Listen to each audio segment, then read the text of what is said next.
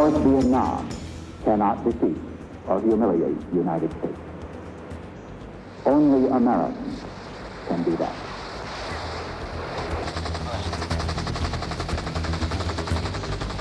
Hello and welcome to Revisited. 3 million killed in a conflict that lasted 30 years, Vietnam. The first Indochina War, fought between the French and those who wanted independence, then became the full Vietnam War, led by the US to try to put a stop to the red menace of communism in Asia.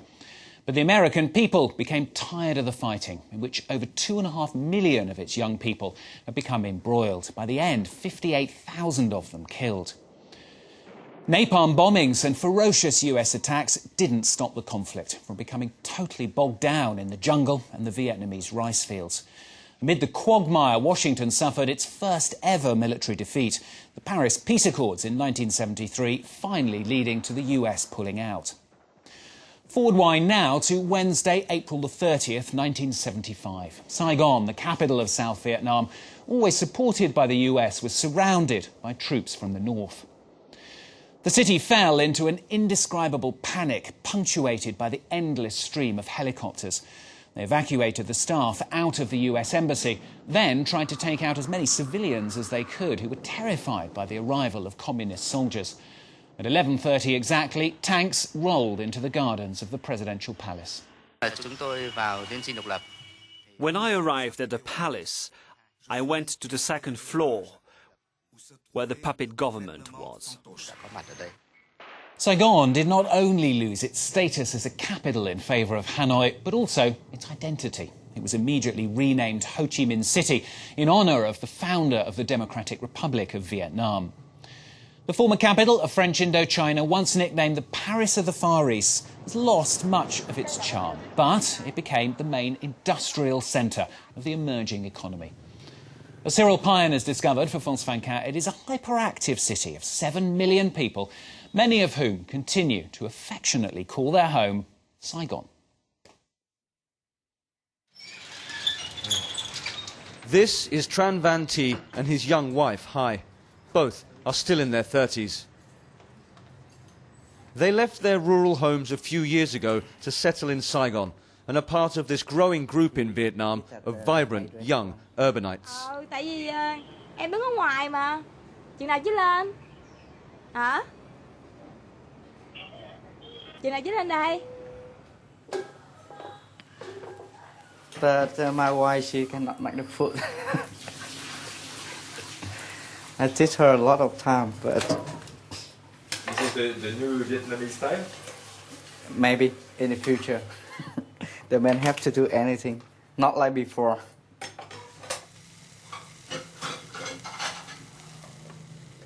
The times are really difficult. The life is like you have to work hard, but you get like not much, and you have to take care for a lot of people. So one people work, you have to take care for whole family.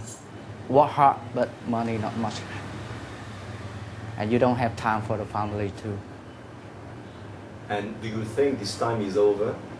Yeah, I think that's over already.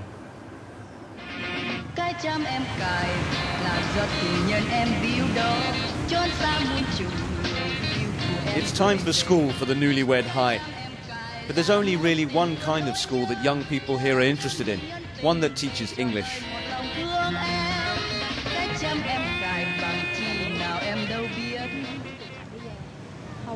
Having English as a second language is vital in the modern world. It's a priority for me. It's thanks to speaking English that I can engage with society and find work. Hai studies an hour a day at this state-of-the-art international school. The price of a course here is equal to several years' salary for most Vietnamese, but the place is never empty. Every week, more and more students are signing up for classes. It's all about the future, a future in English, both of which remain uncertain and stuttering. Today I study lesson 10.2. But Vietnamese is not enough? Not enough to open my knowledge. Yeah.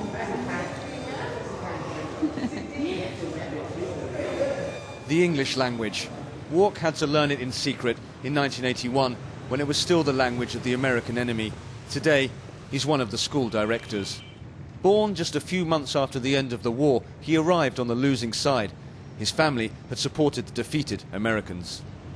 It is still in my mind that I and my father and other three younger sisters together, we were on the boat to try to escape from Vietnam.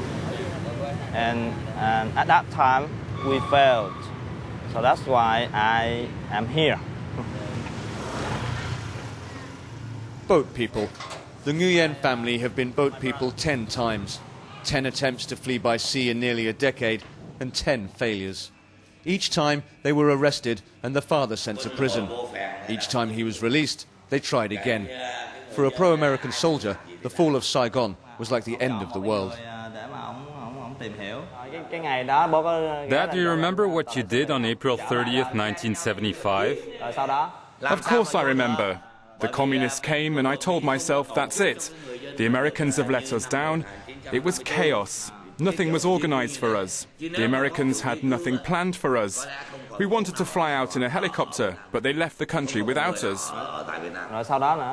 So what did you do then? We just ran to the port. I told myself, let's get in a boat, let's escape by sea. It was total anarchy. There were thousands of us, all with the same idea. There were no boats. You know the rest. The grandparents and great-grandparents of the Nguyen family had to leave North Vietnam in 1954 after siding with the French. Like hundreds of thousands of Vietnamese, they migrated to Saigon and another military defeat 20 years later. Despite the hardships and losses, the Nguyen family is now symbolic in many ways of the modern, united Vietnam. Walk's wife is the daughter of a VIETCONG hero of the War of National Liberation. Their marriage has joined the legacies of the communist North with the pro-Western South. Yesterday's enemies are today's fathers-in-law. We are in the middle-class district of Binh Thanh in Saigon.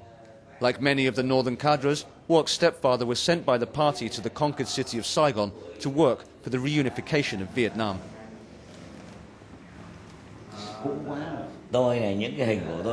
Wow, I haven't kept anything. I don't have any photographs. It is so long ago. That's why it's good to still have them. I started the campaign of Saigon in '67. I fought from '67 to the end of '75. 8 years of fighting, from the jungle to the city.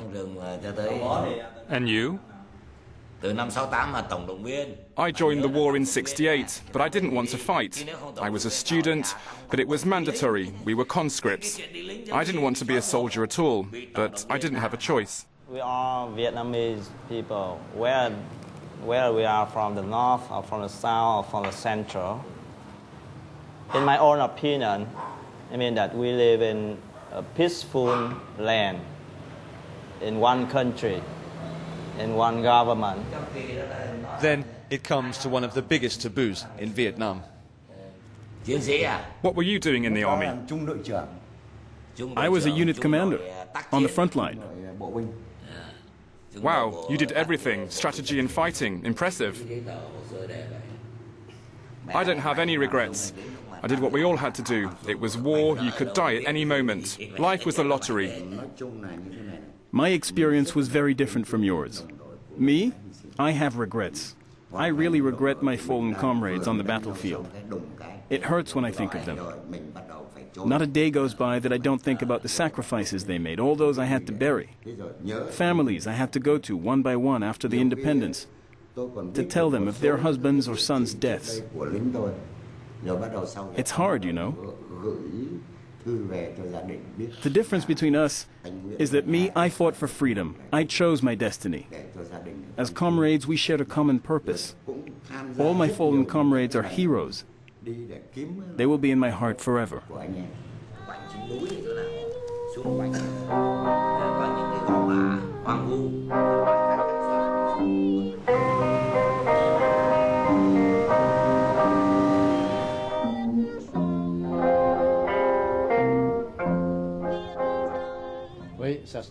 Yes, it's growing very fast. It's good, but a little bit messy.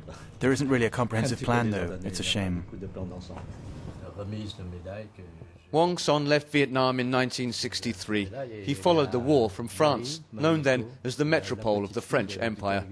He belonged to one of Vietnam's great families, but his parents had to flee the country after the fall of Saigon. It's the past. It was October 26, 1976 when they arrived. They left at 8 o'clock in the morning of October 21st, 1976. 5 jours de mer. 5 days at sea.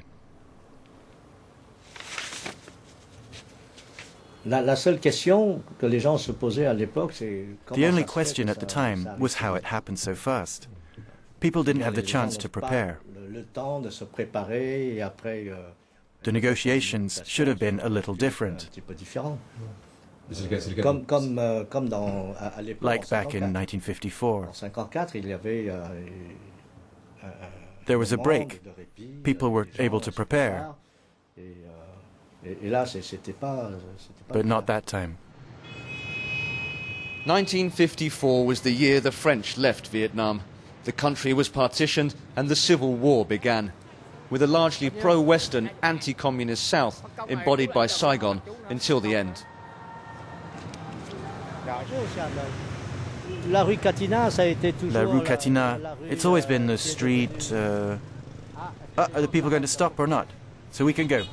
If Ong Son doesn't finish his sentences, it may be because he's a little lost in today's Saigon. In days gone by, La Rue Catina, the Hotel Continental, was the pride of French Indochina. It looks like we're on the Ginza or the Champs-Élysées, but there's one difference.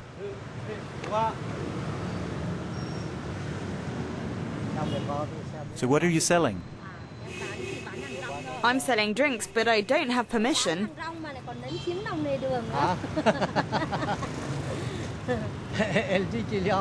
She says she's selling from the pavement illegally. So I told her, yes, but you can do it. You're next to Versace, so there's no problem. Ong Son was among the first returnees to united Vietnam in the early 90s. The country then was still very closed, but he rediscovered his homeland and has stayed ever since. There's a tradition here, and maybe it should be revived. La Rue Catina was renamed Dong Khoi Street. But this street is now regaining some of its former glory. For years, we wanted to try and erase this memory of the capitalism of La Rue Catina. But you can't force a leopard to change its spots. Indeed, Saigon, the former pearl of the Far East, is rejuvenating. The population has doubled since the end of the war. 70% of Vietnamese are under 35 years old, just like Tran Van Thi. None have had to suffer through the country's long war years. Saigon's youth have their lives ahead of them. They've turned a page. As for the book on Vietnam's contemporary history, they have no time for it. No care to think about it, no care to talk about it. I've forgotten everything. What's past is past. So we should think about the future. Don't think about the past anymore. We live for the future.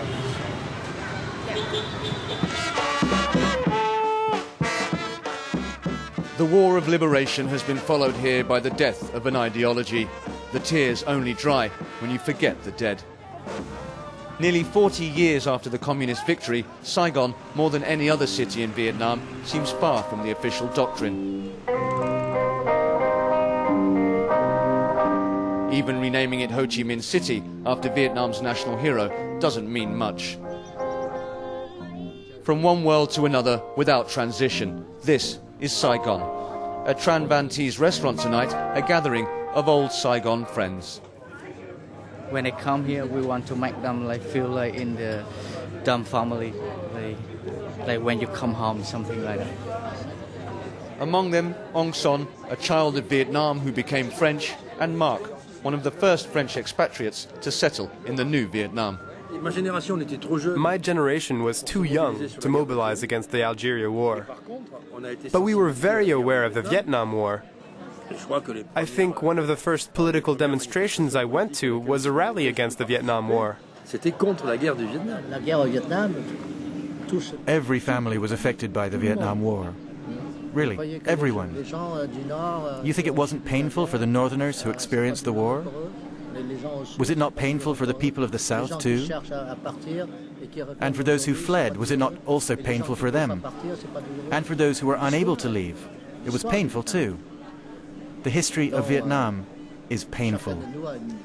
Each of us has a part of pain in him or herself, but I hope that over time, that pain will slowly be erased. The only thing is that we should not share this pain with the youth. Young people must be given the joy of life, the desire to build, and most importantly, the desire to learn and integrate in the world. Indeed, the Civil War has devastated Vietnam for nearly 2 decades. But the heart of Saigon never really stopped beating, and the city has already begun a new life. The people of Saigon rediscovering their identity. Well, that's this week's Revisited. Thanks for watching. Stay tuned, of course, for more editions coming up.